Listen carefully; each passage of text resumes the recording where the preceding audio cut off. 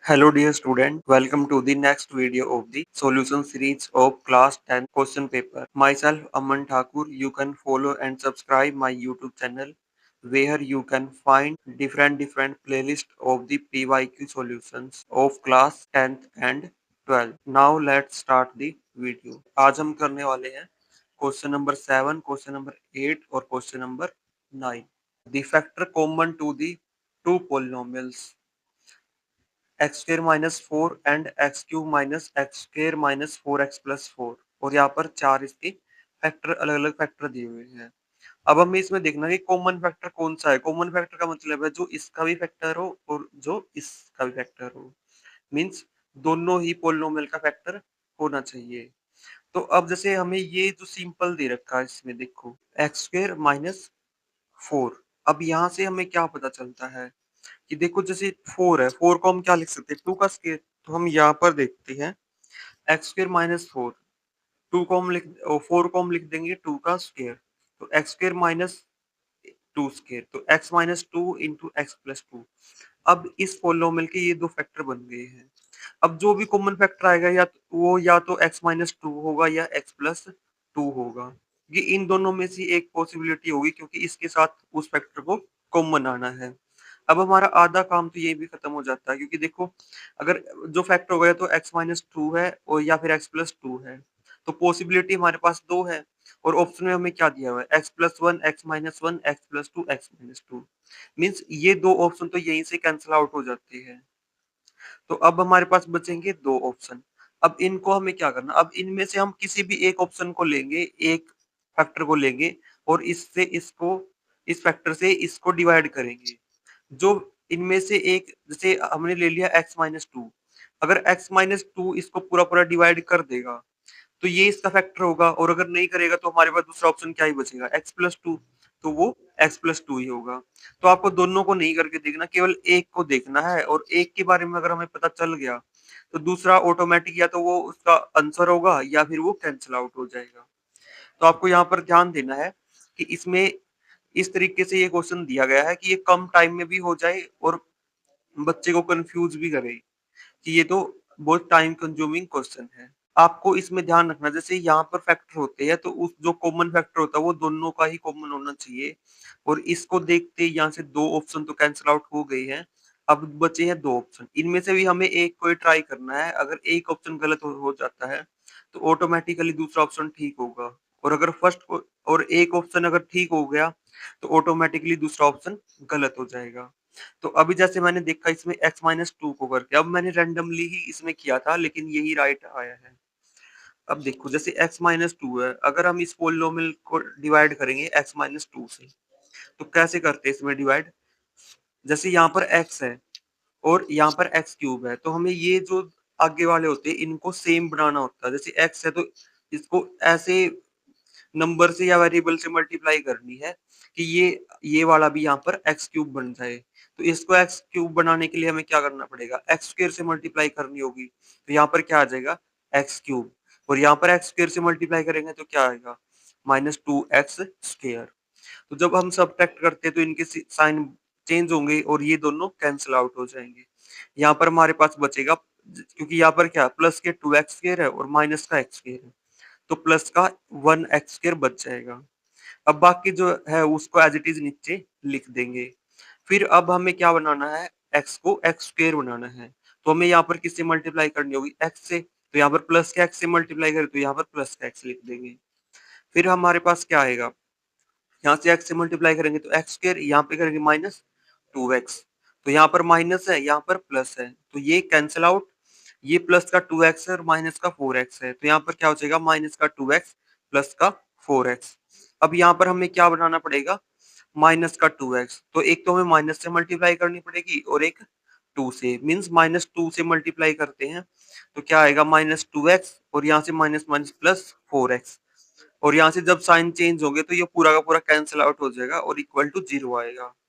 इसका मतलब क्या है कि जो x माइनस टू है वो इसका भी फैक्टर है।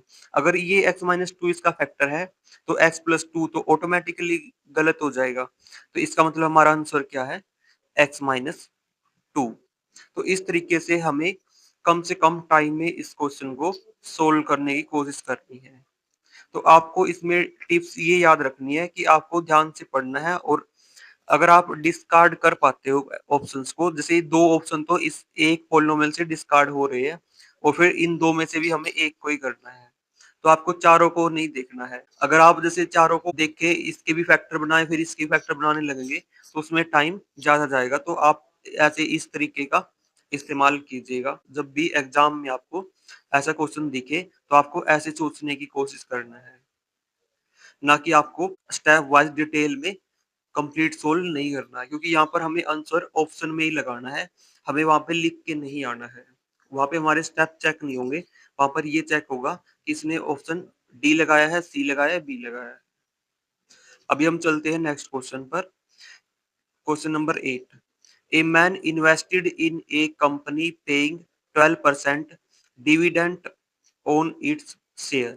ए मैन है जिसने इन्वेस्ट किया है कंपनी पर, जो पे करेगी उसके डिविडेंड, उसके शेयर पे डिविडेंड कितना होगा, 12% होगा। If the percentage return on his investment is 10%, means जो परसेंटेज रिटर्न होगी, मीन्स उसके पैसे भी कितना परसेंट उसको रिटर्न मिलेगा, वो 10% है।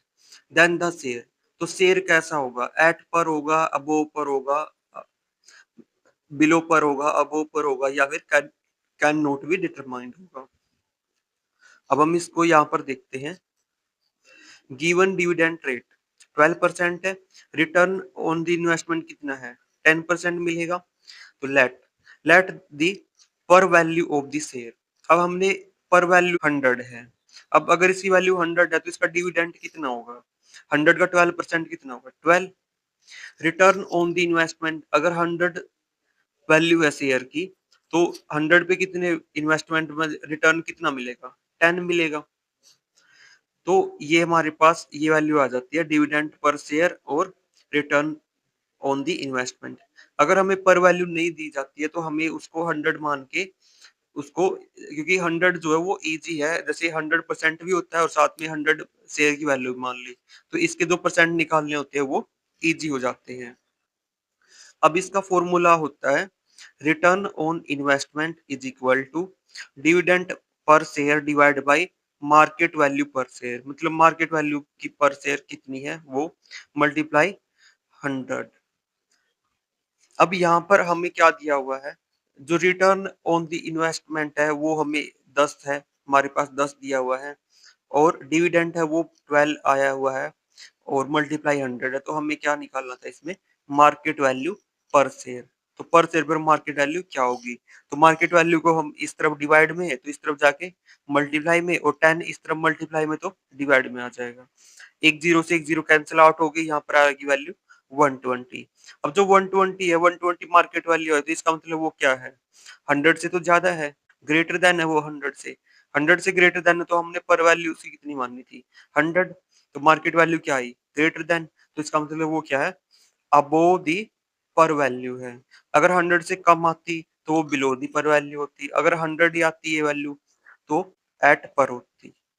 तो हमारा आंसर क्या आएगा, अबोव दी पर वैल्यू। तो इसका आंसर होगा सी। अब हम देखते हैं क्वेश्चन नंबर 9। क्वेश्चन नंबर 9 में दो स्टेटमेंट दी हुई है, और इसमें ऑप्शन पूछे गए हैं कि दोनों ट्रू है, एक ट्रू है, या दोनों ही फॉल्स है। तो अब हमें इसमें बताना है कि कौन सी स्टेटमेंट ट्रू है और कौन सी स्टेटमेंट फॉल्स है।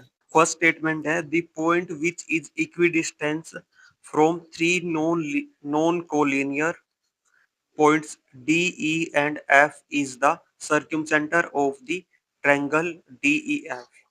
इसमें क्या कह रहा है कि जो पॉइंट है वो क्या इक्वी डिस्टेंस है तीनों नॉन कोलिनियर पॉइंट से, और उसको हम क्या बोलेंगे, सर्क्यूम सेंटर।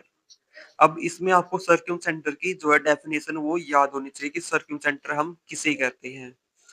दूसरी स्टेटमेंट है the incentre of a triangle is the point where the bisector of the angle intersect. अब दूसरे में इन सेंटर दिया हुआ और इसमें एक डेफिनेशन लगाई बाइसेक्टर दी एंगल्स, तीनों एंगल को, जो ट्रायंगल के तीनों एंगल होते हैं उनके बाइसेक्टर्स होंगे, वो जो एक दूसरे को बीच में जहां पर काटेंगे वो इन सेंटर होता है। तो इन दोनों स्टेटमेंट को हमें देखना है। इनको देखने के लिए हमें समझना पड़ेगा कि स्टेटमेंट कैसे होती है। सबसे पहले आती है सर्क्यूम सेंटर। सर्क्यूम सेंटर में हमें क्या देखना होता है, जो कोई भी ट्रायंगल है, जैसे ये ट्रायंगल है तो इसके जो ये 3 पॉइंट हैं, ये तीनों पॉइंट किसी न किसी एक सर्कल पर होने चाहिए। जैसे अगर ये ट्रायंगल अगर छोटी होती, इतनी होती, तो वो इसके इन 3 पॉइंट से कोई सर्कल बनता, और अगर जैसे इतनी छोटी होगी तो उससे और छोटा सर्कल बन जाएगा।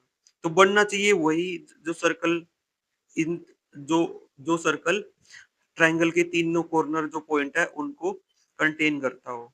मीन्स सर्कल की जो सर्कमफ्रेंस है वहां पर इसके तीनों के तीनों कॉर्नर पॉइंट आते हो।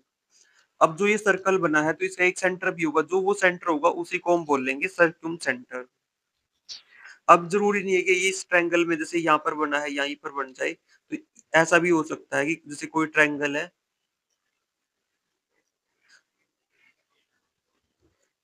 अब जैसे ये है और ये है और ये है, तो जो सर्क्यूम सेंटर है वो ट्रायंगल से बाहर भी हो सकता है, जरूरी नहीं है कि वो अंदर ही होगा।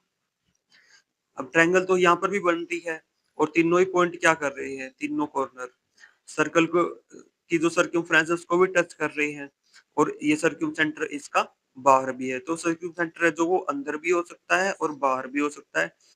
तो हमें ये याद रखना है कि जो इसके तीनों कॉर्नर पॉइंट होते हैं उनसे टच करता हुआ एक सर्कल बनेगा, और उसका जो सेंटर होगा वही क्या होगा, सर्क्यूम सेंटर होगा। तो जो ये हमारी स्टेटमेंट है ये ट्रू है। अभी हम चलते हैं सेकंड स्टेटमेंट, इन सेंटर।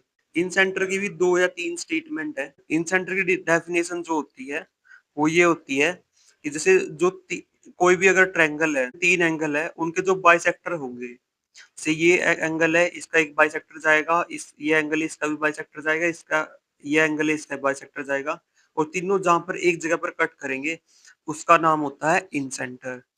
या फिर इसकी दूसरी डेफिनेशन ये होती है कि जो तीनों साइड है उनको टच करता हुआ एक सर्कल बनेगा, और उसका जो सेंटर होगा वो क्या होगा, इन सेंटर। दूसरी डेफिनेशन इसकी ये थी। अब हम आते हैं तीसरी डेफिनेशन पर। तीसरी डेफिनेशन ये होती है कि जैसे ये एक साइड है, ये एक साइड है, ये साइड है, इन तीनों साइड से हमें परपेंडिकुलर ड्रॉ करनी है, और तीनों परपेंडिकुलर जिस एक पॉइंट पर कट करेंगे तो वो पॉइंट भी क्या होगा, इन सेंटर होगा। अब वो परपेंडिकुलर हम यहाँ से भी क्लिक बना सकते हैं, यहाँ से भी, उसमें वो चेक कर करके देखना पड़ेगा कि किसका जो है वो परपेंडिकुलर है वो कहाँ पर बनेगा। जरूरी नहीं है कि परपेंडिकुलर जो ये साइड है इसके बिल्कुल बीच में ही बने, वो साइड में भी बन सकता है, लेकिन बनना चाहिए वो परपेंडिकुलर, मीन्स वहां पर 90 डिग्री का एंगल होना चाहिए।